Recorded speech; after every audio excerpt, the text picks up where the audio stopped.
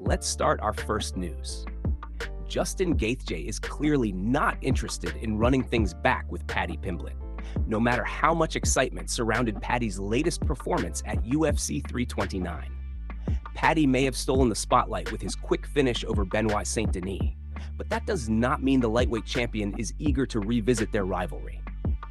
During a recent appearance on the Pat McAfee show, the topic quickly shifted toward Paddy's comments about being inspired by Justin's shocking victory over Ilya at UFC Freedom 250. Pat McAfee even suggested that the two fighters seemed destined to meet again inside the octagon. Justin immediately shut the idea down. According to Gaethje, the impact of his victory over Ilya reached far beyond one fighter or one division. He explained that several athletes had personally told him how much that performance motivated them and reminded them what combat sports are really about. Justin pointed to Rafael Fiziev as one example, saying that Fiziev told him the win gave him new energy and motivation after sharing the cage with him twice before. Gaethje believes moments like that can reignite a fighter's passion and competitive drive. He also mentioned Anthony Joshua, who recently spoke about the importance of respecting the danger of combat sports and never becoming too comfortable or overconfident.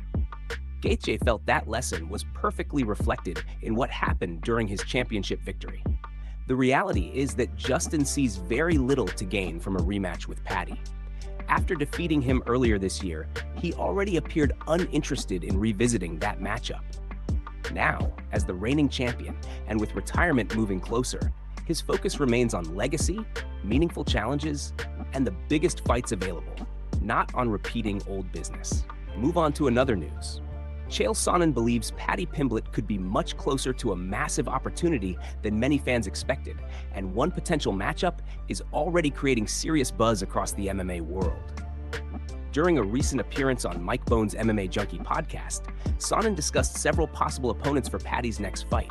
However, one idea stood out above the rest: Paddy versus Max Holloway. According to Sonnen, the entire lightweight picture could change very quickly if Justin Gaethje decides to retire. If that happens, the UFC could be forced to put together a fight for a vacant title, and Sonnen believes Max would have an extremely strong case to compete for it. He explained that several combinations make sense on paper. Max versus Ilya would be a huge fight. Paddy versus Ilya also works perfectly in the current landscape. Max versus Arman is another matchup that fans would immediately get behind, while Paddy versus Arman is also a realistic option. But after looking at all the possibilities, Sonnen pointed out one matchup that surprisingly nobody had seriously discussed yet: Paddy versus Max.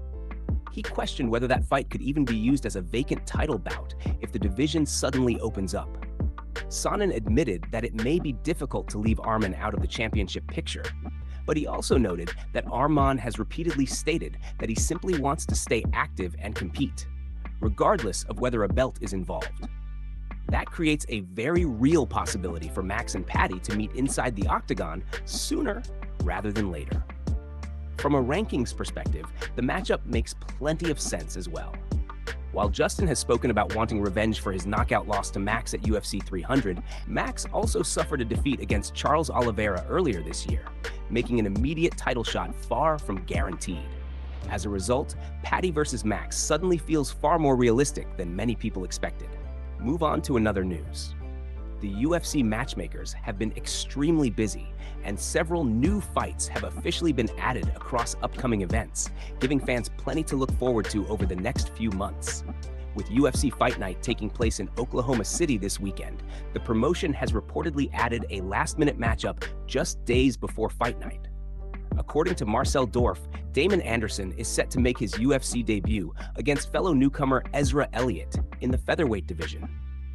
What makes this matchup especially interesting is the fact that both fighters enter the octagon with undefeated records. Anderson, an American prospect, currently holds a perfect professional record of 5-0 and now gets the opportunity to prove himself on the biggest stage in mixed martial arts. Standing across from him will be Ezra Elliott, another undefeated American fighter who enters the UFC with an impressive 7-0 record. With two unbeaten prospects colliding in their promotional debuts, this fight has all the ingredients to become an early standout on the card. The announcements do not stop there. The UFC has also confirmed another addition to the upcoming UFC Shanghai event scheduled for August 29th. Kai Asakura will return to action against Oriki Lang in an important matchup for both fighters. Asakura enters the contest with momentum on his side after scoring a TKO victory over Cameron Smotherman back in May, a performance that earned him a Performance of the Night bonus. He currently sits at 1-2 inside the UFC and will be looking to build some much-needed momentum. Meanwhile, Oriki Lang enters the bout with a UFC record of 4 wins, 5 losses, and 1 no contest.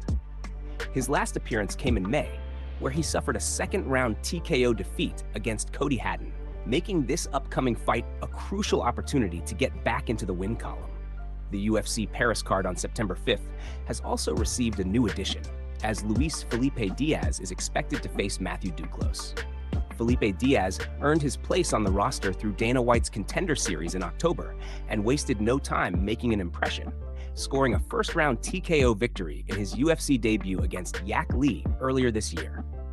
Duclos, meanwhile, is receiving another shot at the big stage. After falling short on the Contender Series in 2024, he responded with 4 consecutive victories, earning himself another opportunity inside the UFC. Finally, the heavyweight clash between Waldo Cortez Costa and Curtis Blades has officially been moved from the Los Angeles card and will now take place at Noche UFC on September 12th. Move on to another news. The middleweight title picture continues to create controversy, and according to Duplessis, there may be a very specific reason why Nassourdine Imavov keeps finding himself pushed further away from championship contention. Despite putting together an impressive 5-fight winning streak, Imavov still has not secured the title opportunity many fans believe he deserves.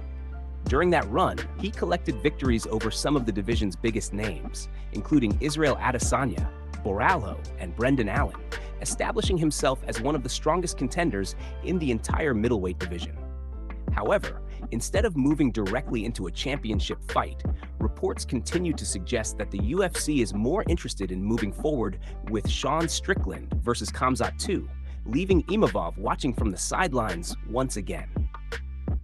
During Media Day, Duplessis was asked why he believes Imavov keeps getting passed over despite his recent success. The reigning champion shared an interesting theory, suggesting that the UFC may not have appreciated Imavov's reported unwillingness to fight Khamzat when the matchup was first discussed. According to Duplessis, the promotion has always preferred seeing the best fighters compete against each other, regardless of friendships, personal relationships, or outside connections. He pointed to previous situations throughout UFC history where fighters refusing certain matchups did not sit well with the organization. From the UFC's perspective, if 2 athletes are considered the top contenders in a division, then they are expected to settle the debate inside the octagon.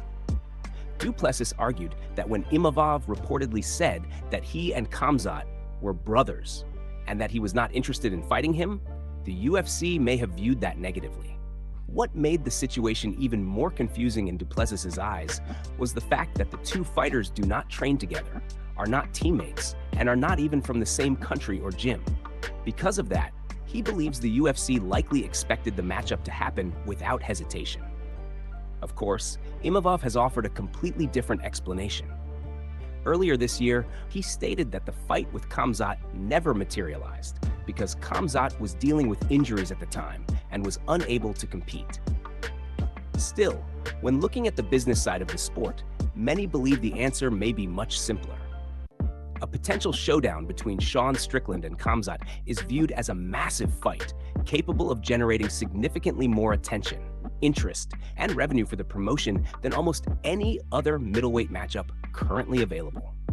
Move on to another news. Conor is not backing away from the controversy surrounding his recent defeat to Max Holloway, and now the former 2-division champion believes the official result should be changed completely. According to Conor, his loss should no longer stand as a defeat on his professional record.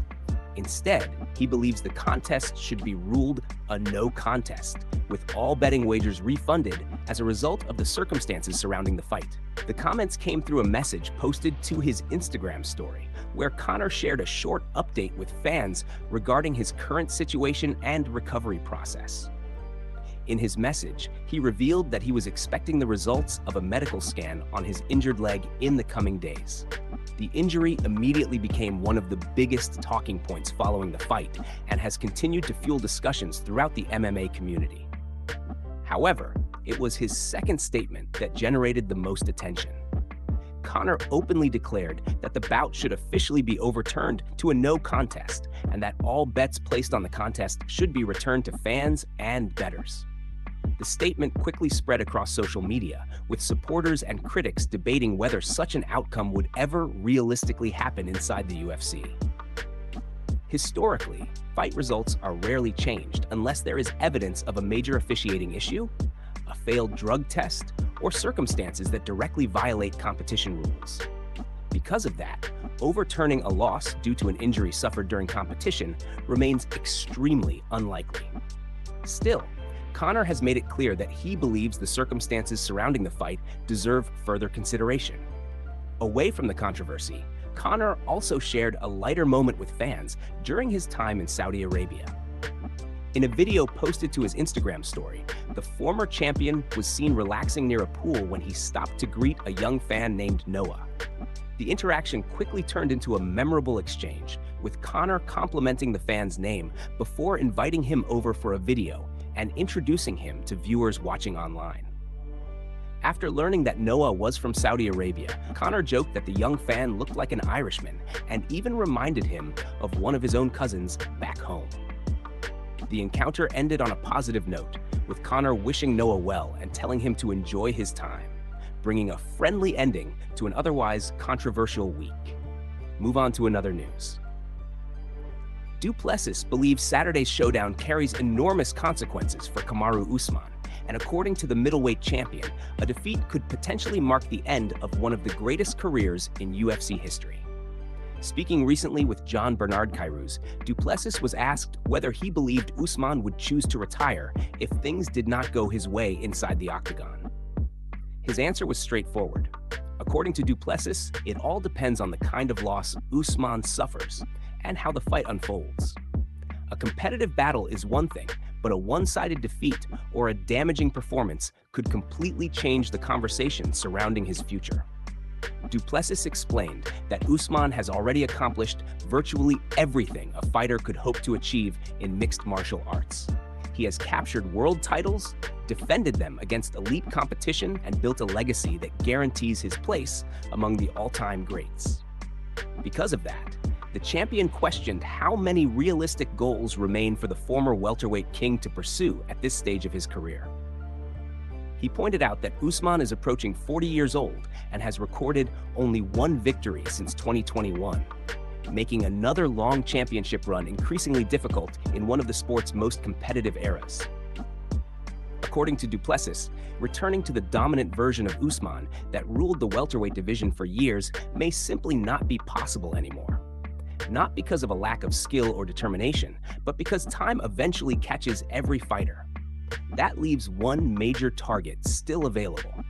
Du Plessis believes the pursuit of double champ status may be the final mountain left for Usman to climb, and perhaps the only achievement capable of adding something entirely new to his legendary resume. Despite the competitive rivalry, Du Plessis made it clear that he holds enormous respect for everything Usman has achieved throughout his career. He described the former champion as one of the greatest welterweights the sport has ever seen, and insisted that any discussion about the division's all-time king begins with only two names, Usman and Georges St-Pierre. From a statistical standpoint, Du Plessis believes Usman absolutely belongs in that conversation and has earned every bit of recognition that comes with it. For that reason, he views sharing the octagon with Usman as an honor and a chance to compete against one of the sport's true legends, while also reminding everyone that the middleweight division is an entirely different challenge. Move on to another news. Alex Pereira has reacted strongly after the UFC released Michel Pereira from the promotion, and the former champion believes the situation highlights a much bigger problem inside the sport. The news of Michel Pereira leaving the UFC roster quickly caught attention, but Alex Pereira was clearly not satisfied with the decision. The situation became even more controversial because of the previous fight involving Michel, where there was criticism surrounding referee Herb Dean and the handling of certain moments inside the octagon. Alex had already expressed frustration about officiating decisions, and this latest development brought those concerns back into the spotlight. After learning that Michel had been removed from the UFC, Alex shared highlights from his teammate's UFC career on Instagram, along with a strong message. He suggested that if action had been taken earlier, the situation may have been handled differently. However, he believes that allowing a fighter to pay such a high price because of what he considers a refereeing mistake is something that cannot simply be ignored. Alex also praised the UFC for supporting his requests and doing what they can within the organization's power, but he explained that it was still disappointing to see a fighter go through this type of situation. He warned that many athletes stay silent when these issues happen, but tomorrow the same situation could affect another fighter. According to Alex, when athletes finally need support, it may already be too late. He also claimed that the lack of control over these situations damages the reputation of combat sports as a whole. To support his point, Alex highlighted his own combat sports journey, mentioning his kickboxing record of 40 fights with 33 victories and 7 losses, along with his MMA record of 16 fights, 13 wins, and 3 defeats. The situation remains a major talking point, and Alex's comments have added even more attention to the debate surrounding officiating, fighter treatment, and the difficult decisions made behind the scenes in professional MMA.